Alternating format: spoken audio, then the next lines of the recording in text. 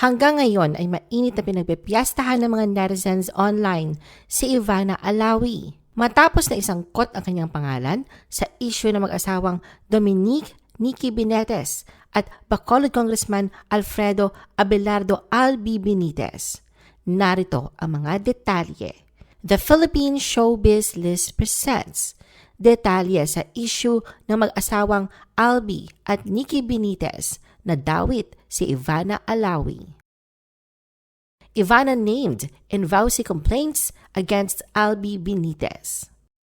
Ang usaping ito ay nagsimula ng kumalat sa social media ang sworn complaint affidavit ni Nikki na umaakusa kay Albi ng infidelity. Ayon sa salaysay ni Nikki, dati nang nakarating sa kanya ang bali-balitang may kalaguyo ang mister. Ngunit ipinagsawalang bahala raw niya yon dahil wala siyang sapat na basihan. Hanggang sa maghain daw si Albi ng petition for declaration of nullity of marriage. Dito na rin daw nabasa ni Nikki ang pag-amin ni Albi na nagkaroon ito ng 2 anak sa ibang babae habang sila ay mag-asawa. Nakasaad din daw sa petition ni Albi ang ani Nikki implied admissions of his current illicit relationship with Ivana Alawi. Sabi pa ni Nikki, dito rin daw niya nakumpirmang mayroong ibang babae ang asawa. Labis daw siyang nadurog at dumanas ng mental or emotional anguish. Dahilan para sampahan ang mister ng reklamong paglabag sa Republic Act 9262 of violence against women and their children.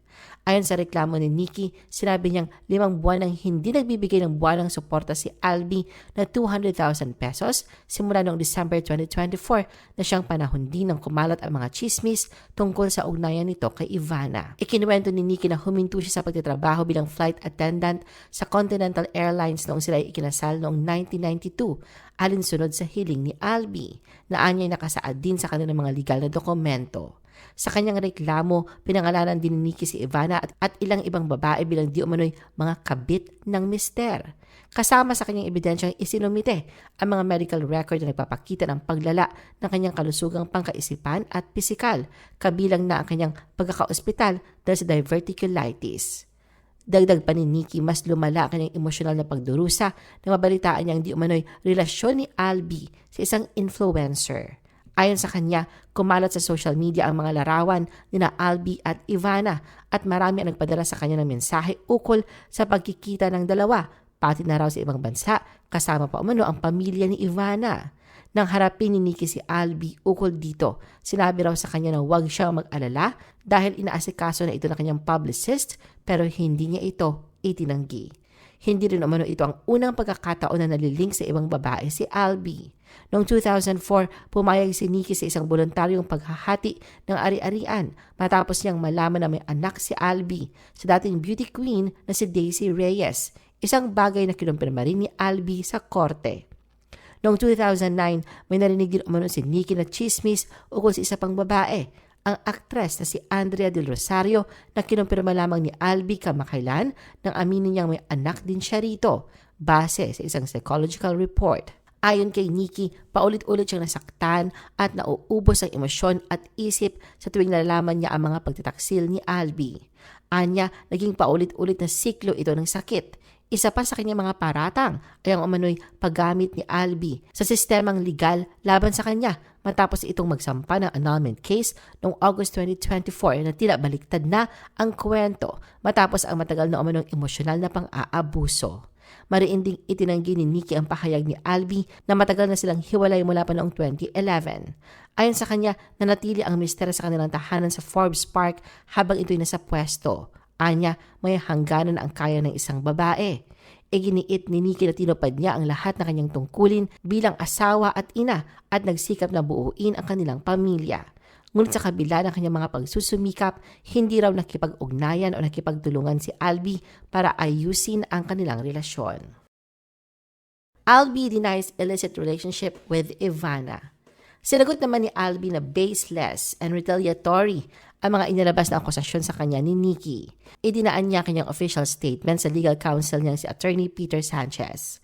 Binanggit ditong matagal nang may hindi pagkakaunawaan ng estranged couple. May kinalaman daw dito ang multi-million peso worth of properties and assets na nakapangalan kay Nikki pero binili raw ni Albi.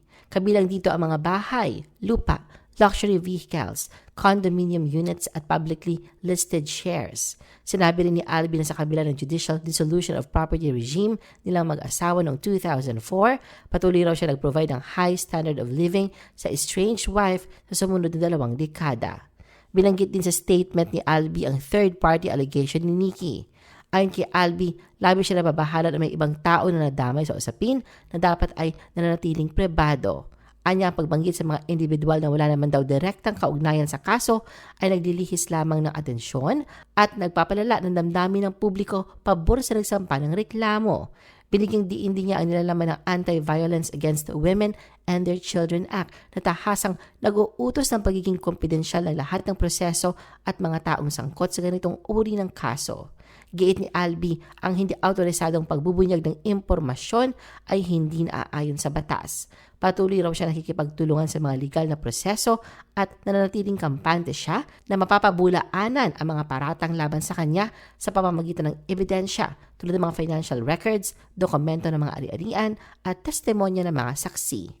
Nanawagan din si Albie sa publiko at sa media na huwag palalain o gawing sensational ang issue. Ayon sa kanya, mas makabubuting hayaan ang batas na umusad ng maayos at iwasan ang di-etikal na pagbabalita o pagbibigay ng pansin sa mga hindi pa napapatunayang aligasyon. Handa raw makipagtulungan si Albie para mailabas ang katotohanan at malinis ang kanyang pangalan mula sa mga akusasyon ni Nikki. Sian Gaza rants about Nikki, Javi Benitez calls out Sian. Sa ingay na hatid ng issue na kisawsaw rito ang self-proclaimed pambansang marites na lalaki na si Sian Gaza. Sa kanyang Facebook Live, tinawag niya ang pansin ni Nikki matapos idawit ang pangalan ni Ivana sa isinampang reklamo laban sa mister. Idinetalye niya ang mga natanggap umanong mga mansion, ari-arian at bilyones ni Nikki matapos ang legal na hiwalayan nila ni Albie na noong taong 2003 pa nangyari. Bukod pa sa mga allowances na natatanggap nito, bayad din daw ang travels, credit cards at iba pa. Kaya tanong ni Sian kung hindi pa raw ba sapat yun. Ano pa raw ba ang kulang? Bakit hindi matanggap ni Nikki na gusto na ipawalang bisa ni Albie ang kasal nila? Ang sabi pa ni Sian, ang nais ba daw nito mangyari ay maghirap si Albie. Halos paulit-ulit na tumatalak si Sian at tinuturo si Nikki dahil bakit ito idinamay si Ivana sa problema nilang mag-asawa na 6 years old pa lamang noong taong 2003 ang babaeng binanggit nito sa vowsy ngayong marami nang nagdaang karelasyon at may 2 pang naging illegitimate child ang kanyang mister. To the rescue naman si Victoria City, Negros Occidental Mayor Javi Benitez sa kanyang ina at nag-call out ito kay Sian sa pamamagitan ng @ChristianGaza na ipinost ito sa kanyang Facebook account. Pagkatapos nito ay nawala na sa FB ang account ni Sian kaya usap-usapan kung may kinalaman sa pagkawala ng account niya si Javi. Pero nakabalik din ito agad at nag-iwan ng sunod-sunod na makahulugang mensahe at tila pinanindigan ang inihayag niya laban kay Nikki.